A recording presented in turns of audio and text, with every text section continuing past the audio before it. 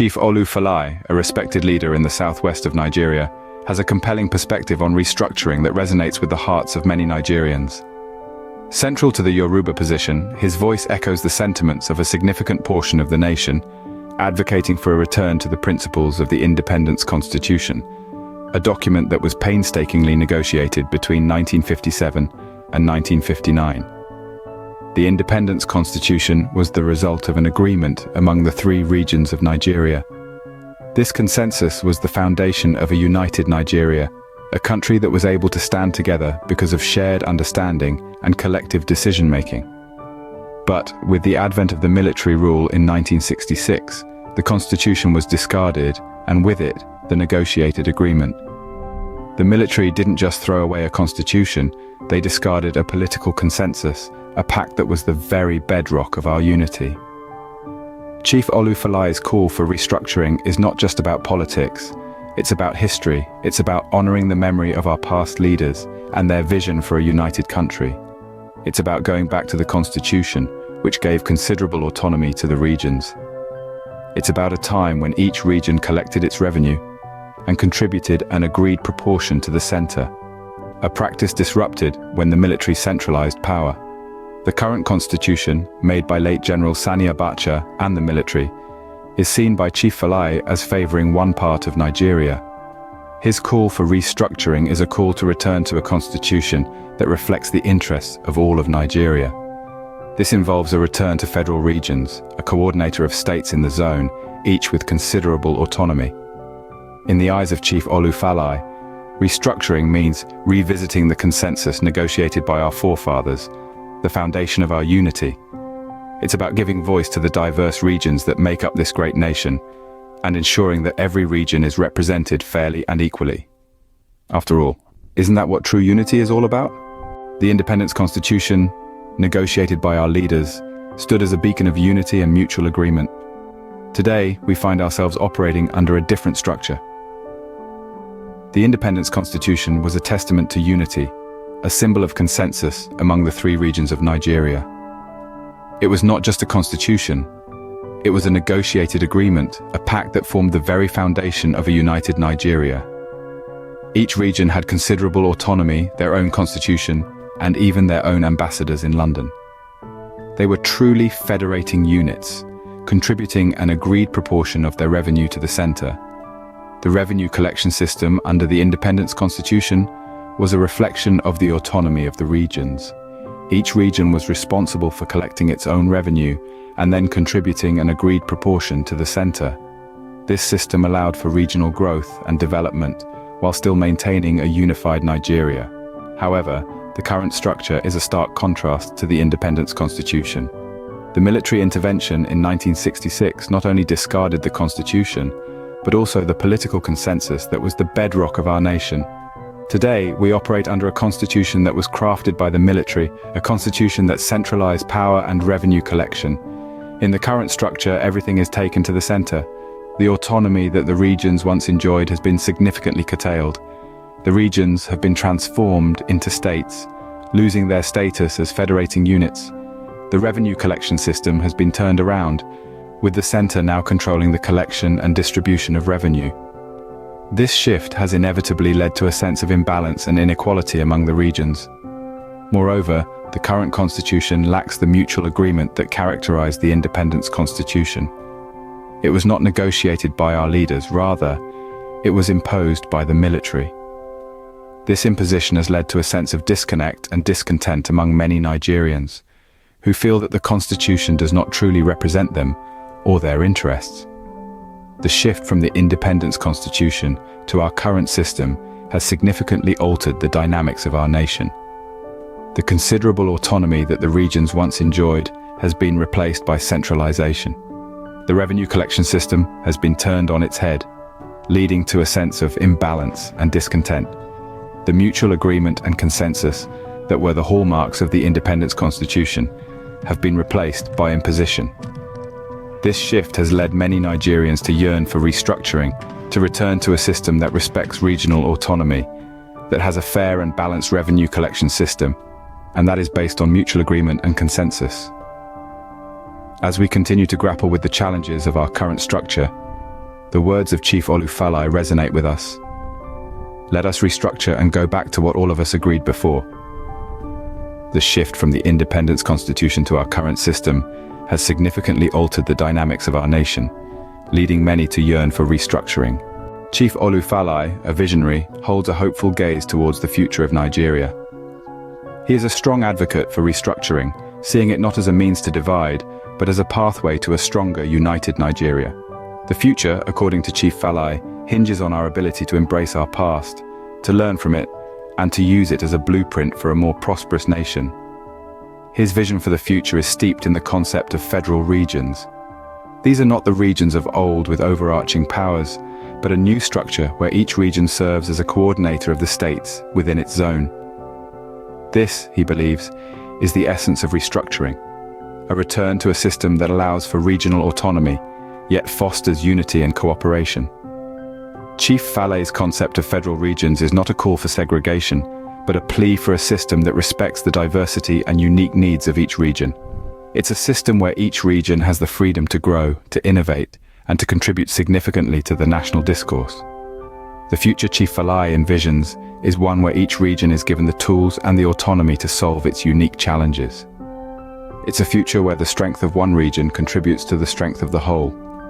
A future where each state within a region and each region within the federation works together in harmony towards a common goal, the advancement of Nigeria. For Chief Falae, the path to this future starts with restructuring.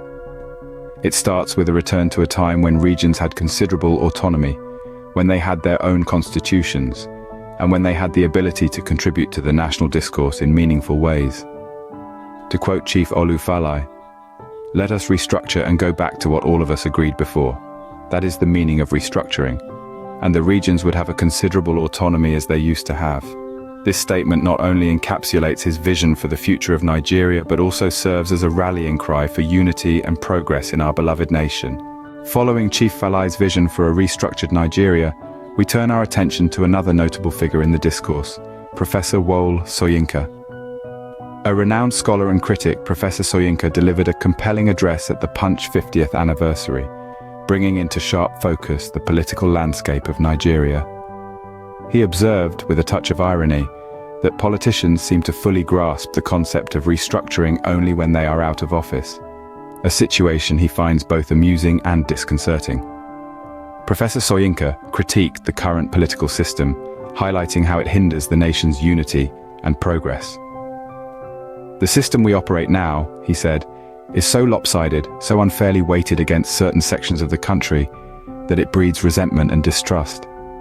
This," he argues, "not only impedes national unity, but stifles the country's potential for growth and development." His call for a more inclusive and fair political structure was resounding. "It is time," he said, "for us to sit down, discuss, and create a political structure that is equitable, that respects the diversity of our nation, and that gives each region a fair chance at progress."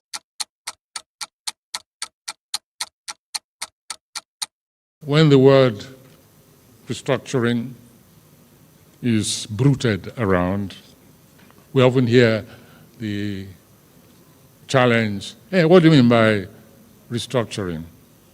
Well, I don't even like the word restructuring. I prefer the expressions like reconfiguration, decentralization. Everybody can grasp that. Decentralization. And those who lead us, they recognize the necessity of it. They recognize the importance, almost the inevitability of it, until they get in power. Yes, that's the difference. Until they get in power. Construction, reconfiguration, decentralization, all this is necessary in order to maximize development. So reconstruction, decentralization is not a slogan.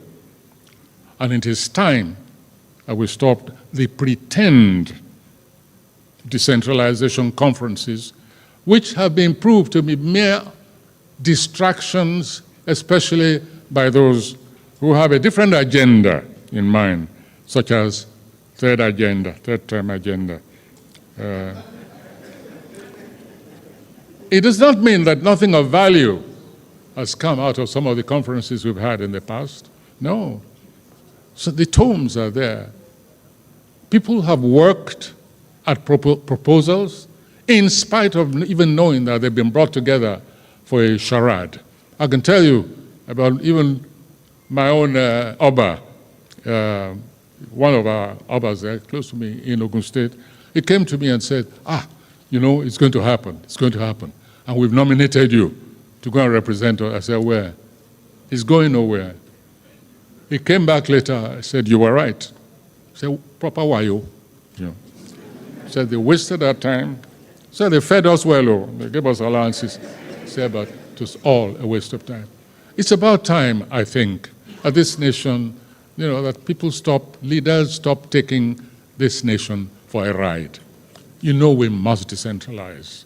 Security, has become a bugbear. From all corners of the nation, that is the cry. Decentralize, simply so that government can come closer to the people and productivity can really be manifested as a product of citizens, not simply as a manna from heaven. That is the attitude that obtains at the moment. So that, yes, I know that the fear is one of collapse, breakup. That has been the excuse being given by several regimes. But suppose the nation is breaking up informally. In other words, as a fact, rather than as theory.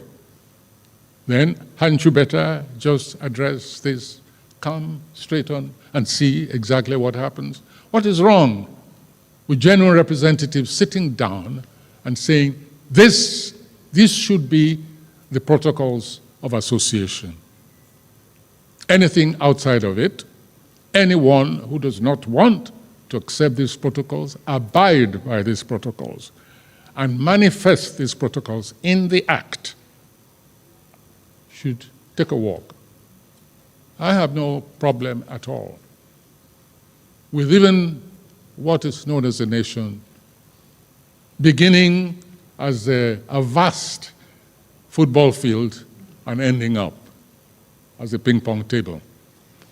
If that is going to restore dignity to citizens, if that is going to guarantee 3 square meals a day, then so be it.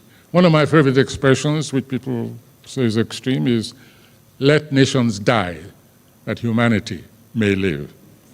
It's something. Professor Soyinka's address serves as a stark reminder of the need for political reform.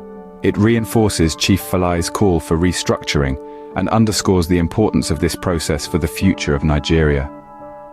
As we reflect on these powerful perspectives, we are reminded that the path to a stronger, united Nigeria lies in our willingness to embrace change, to respect our diversity, and to work together for a common goal.